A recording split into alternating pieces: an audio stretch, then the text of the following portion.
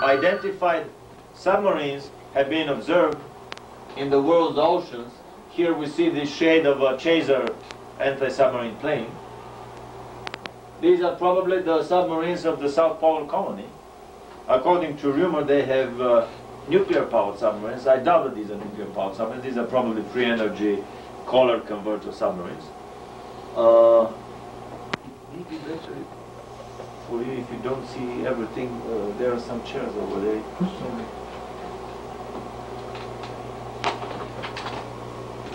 Another very interesting photograph is a Horten Brothers turbojet flying wing of an advanced series where the cabin is jutting forward in a very strange white camouflage. Has anybody seen a white German camouflage painting? I have not. Even in their campaign in Norway, they use standard kind of mixed camouflage painting. I have a feeling that this plane was rated for shipment to the South Pole, and this is where they needed this white camouflage. This is a dead giveaway of their South Pole preparation. This is a model more advanced than the other model that flew, where the tip of the plane is like this. The only other plane that flew in Germany. I have a feeling that this one was tested and shipped and crated and shipped to the South Pole Colony. Admiral Byrd in his diary talks about his 1946-47 expedition to the South Pole and his meeting with the inner Earthlings there, but let us see whether he was after the inner Earthlings or after somebody else. Photographs from space depicting something strange on the pole, kind of a big hole. Here we see the hole even better. However, I have a feeling that this is probably some way the camera works. Basically, it's not taking photographs here. Maybe on purpose, still on purpose, just to cover up the real hole. Because this hole is so big it goes down as far south as almost, the state of Montana or something, if you calculate the... Not this one here, I'm sorry. This hole would go as far south as I was kind of trying to figure out by the contours of the continents that were visible, and this is kind of too big of a hole. Yeah, much bigger than... If there is a hole, it's a lot smaller. Or maybe it's in another dimension. I'm sorry. So Admiral Byrd went to the South Pole chasing something.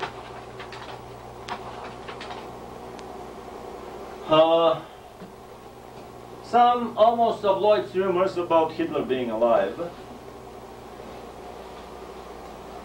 combined with our study of the German U-boat research and development, and Admiral Byrd's expeditions, chasing somebody there in 46-47, clearly show that a lot more is going on the South Pole than the media, the illuminated media here is willing to admit, the party line media. What exactly is going on the South Pole?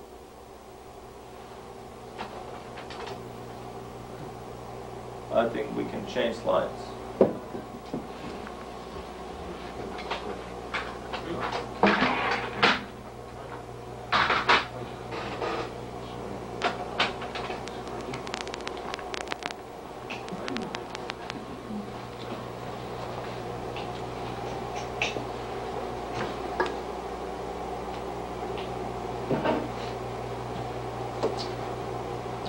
Admiral Byrd went to the South Pole in the 20s, 27, 28, then in the 30s, 36, 7,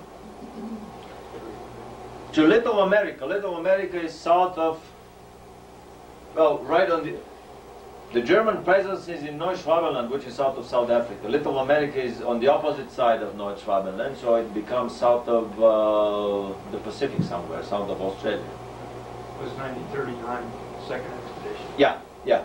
I found some second-hand, some used bookstore volumes on that expedition for 80 bucks, and I'm probably going to get them because they have some very interesting photographs there.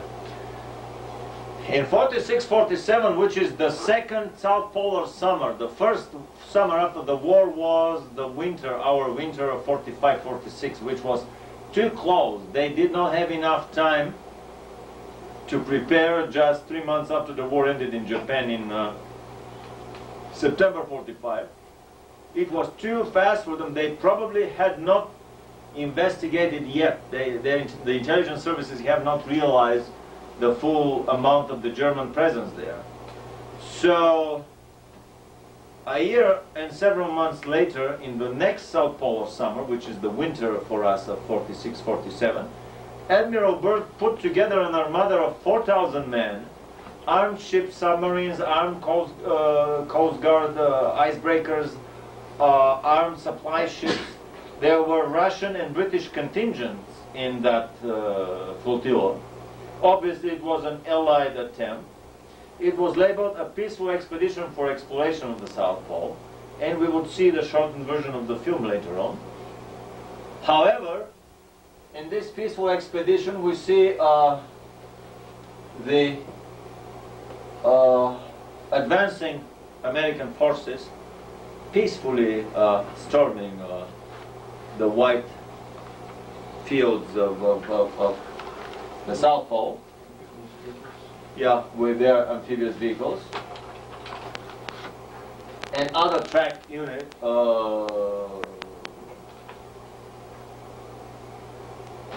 These are personnel carriers and other amphibious vehicles. It was a massive army operation, army and only army. Very few scientists were involved. By the time the operation finished, they have overflown most of the South Pole. But interestingly enough, I mean, South Africa is here.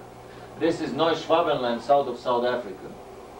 The Little America is on the opposite side of the South Pole, where Admiral Byrd went all the 3 times.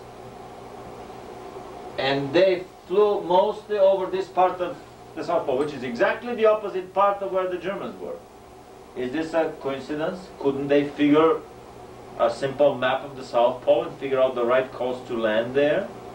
I don't think that they wanted to find the Germans. I think this whole expedition was a whitewash for the military guys who were pressing for this faction of the American government that was pressing for attack on the Germans there. Hey, how come? I mean, we just beat them in the war, and you want to leave them to remain there, get stronger and stronger, and then come after us? This is the time to hit them when they are the weakest. This was their argument. However, on a much higher level, the German presence on the South Pole has been brokered by the Unified Terrestrial Illuminati government. The higher we go in the conspiracies, the more the secret societies of two viciously fighting a life and death struggle. Two fighting nations their secret societies become the best of buddies.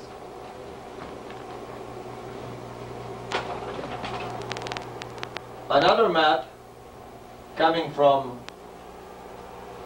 American sources clearly shows that Admiral Byrd flew mostly over areas where there was no German presence, and he flew nothing over the areas where the Germans the area that the Germans have staked for their possession, the Queen Maud Land. There were very little flights over the Queen Maud Land.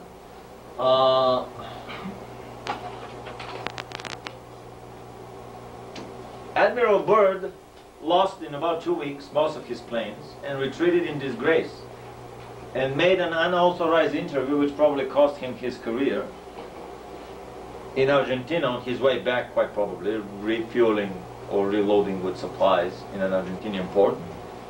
He had the lack of political insight to make this politically incorrect interview, saying that I think the next World War will be with an adversary that comes from the polar regions and that has the ability to fly unobstructed from pole to pole. clearly talking about the